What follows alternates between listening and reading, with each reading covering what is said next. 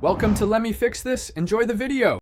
In this video, I will show you how to remove a Hyundai Accent dashboard.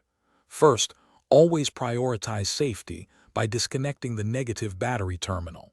Next, you'll need to remove the two screws holding the lower dash panel in place.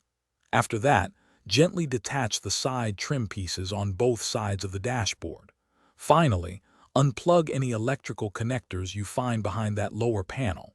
This sets the stage for a smooth removal process.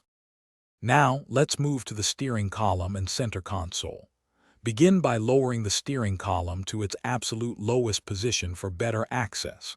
Then, locate and remove all the screws that secure the center console trim.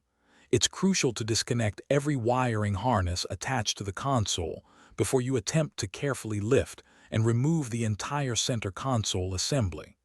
This step clears a significant path. Moving on, we'll tackle the instrument cluster and the upper dash. Start by removing the several screws positioned around the instrument cluster bezel. Once those are out, gently pull the instrument cluster forward and carefully disconnect all its electrical wires.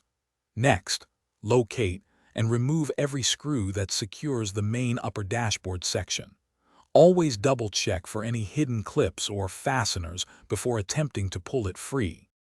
For the final step, carefully pull the entire dashboard assembly away from the firewall.